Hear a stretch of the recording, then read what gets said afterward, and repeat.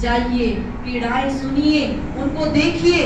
जब तक ये नहीं देखेंगे तो हमें बैठे बैठे ना तो कोई मोक्ष मिलने वाला है, और नित्य कर्म तो करने ही है, ये तो आपको पता ही है। ना तो हमें कोई बैठे बैठे मोक्ष मिलेगा, बिना कर्म किए कोई मोक्ष संभव नहीं है। और भूल जाइए कि हमने कोई बहुत बड़ा कार्य कर लिया है, भूल जाइए कि हमारी बहुत बड़ी अचीवमेंट हो गई है। आज भारत की जो स्थिति हो रही है, भारत की सीमाओं पर 100-100 किलोमीटर दूर से हिंदू विहीन क्षेत्र हो चुका है।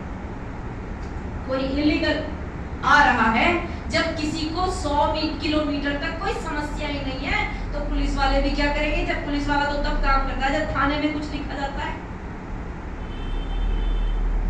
100 किलोमीटर तक कोई समस्या ही नहीं है।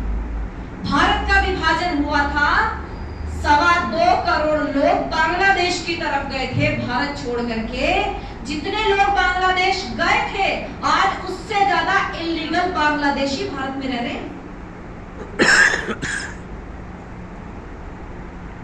सोच सकते हैं क्या हालत है? कहां म्यांमार, जिसके रास्ते में बांग्लादेश भी पड़ा, हो सकता था वो चीन की तरफ भी मूव कर जाता और कहीं चला जाता, लेकिन आपके भारत में घुस आए। 1000 नहीं, 2000 नहीं, 4000 नहीं, लाखों की संख्या में। और कहां से, कितनी दूर से चले हैं? म्यांमार से, और पूरे देश में फैल गए। पूरे देश में फैल गए। उन्होंने अपने आधार कार्ड बनवा लिए, वोटर कार्ड बनवा लिए, उनको बिजली भी मिल रही है, उनको खाना भी मिल रहा है। सोचो, कोई व्यक्ति अगर मुझे ये कहते मैं घर से बाहर निकल रही, तो सबसे पहली आवश्यकता क्या है? भोजन की आवश्यकता पड़ेगी, उसके बाद कपड़े की आवश्यकता पड़ेगी, उसके बाद मकान की, भाई रोटी कपड़ा मकान, ये हमें कहा जाता है मूलभूत सुविधाएं हैं।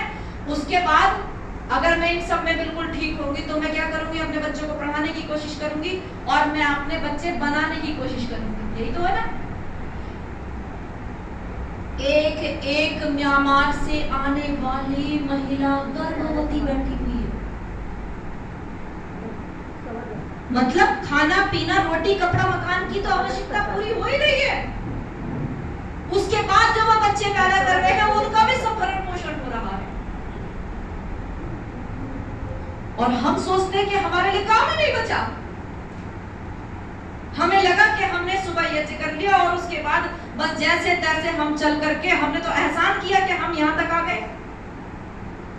बहुत बड़ा एहसान हुआ कि हम यहाँ पर आकर के, भाई चूंकि रजिस्टर शायद आप लोगों ने मैंडेटरी कर रखा होगा, मुझे नहीं पता, लेकिन ये किसी के ऊपर एहसान नहीं है कि हम यहाँ तक चल करके आ रहे हैं, अपने नाम की आहुतियां दे रहे हैं। ये किसी के ऊपर एहसान नहीं है। यहाँ बैठ करके चिंतन कीजिए, पूरे हफ्ते करना क्या है। करना मेन काम ये नहीं है, ये तो खाने पीने जैसा है। उसके बाद क्या करना है ये सोचिए। बहुत सारे हमारे भाई बंधु नैरेटिव बना रहे हैं। अभी इलेक्शन आ रहे हैं, ऐसा वॉर चला हुआ है, ऐसा वॉर चला हुआ है कि हमारे लोग भी कंफ्यूज दिखाई दे रहे हैं, एकदम किसी भी भावना में बह जाते हैं। अरे सोचो तो सही कि हमारे लोग, कभी आप लोग ना हर पार्टी का जो उन्होंने अपना वो बनाया है ना मैनिफेस्टो, उसको पढ़ करके देखिए।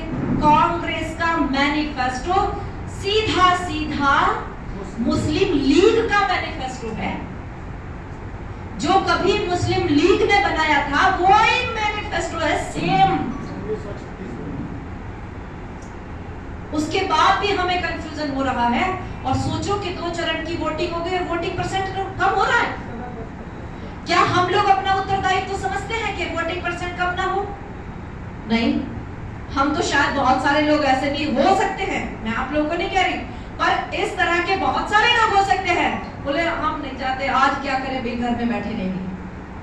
घर में बैठने का दिवस नहीं है। अगर घर में बैठ गए तो देश बैठेगा भाई। सोच करके देखिए, अगर आज हम अपने देश की ताकत को नहीं समझ पा रहे हैं तो फिर कब कब समझेंगे भाई। हमारे हिंदुओं का फर्टिलिटी रेट कितना है?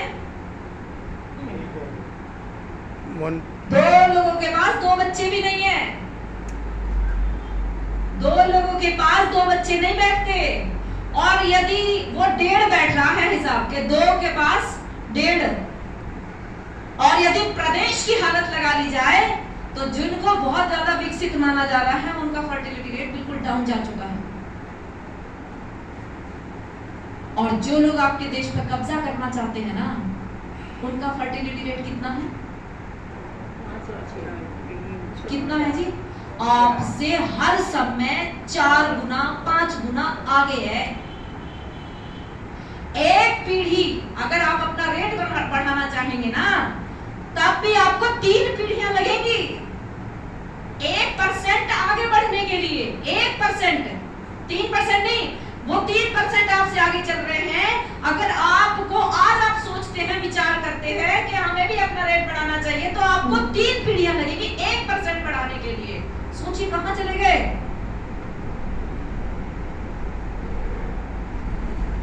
हमें कार्य करने के लिए बहुत सारे कार्य हैं। अपने अपने हिसाब के कार्य चुन लीजिए, जिसमें आपकी क्षमता है उसको चुन लीजिए। मैं हर आर्य समाज को कह रही हूं, भाई हम लोग वैचारिक क्रांति वाले लोग हैं। ये कोई रेखा नहीं है कि ये खींच दिया बस यही काम करेंगे, इससे आगे हम देखेंगे नहीं, सुनेंगे नहीं। हमें कैसे काम करना है, किस तरीके से काम करना है। कुंवर सुखलाल मुसाफिर कहते थे कि जोशो हिम्मत से काम करो, तरीके सोचो, अपनी बिगड़ी हुई किस्मत को बचाने के लिए। मुझे इतना कष्ट हुआ कि हम लोग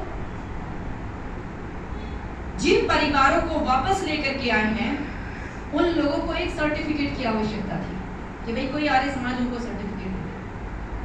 मैंने जहां जहां भी बात की, मैं आपकी बात नहीं कह रही हूं, हो सकता है आप लोग को योद्धा निकल आए, लेकिन मैंने जहां जहां भी बात की घबरा गए। अरे भैया मैं युद्ध के मैदान में खड़ी हुई हूं, तुम पीछे हट रहे हो, तुम घबरा रहे हो, एक सर्टिफिकेट देने में घबरा रहे हो।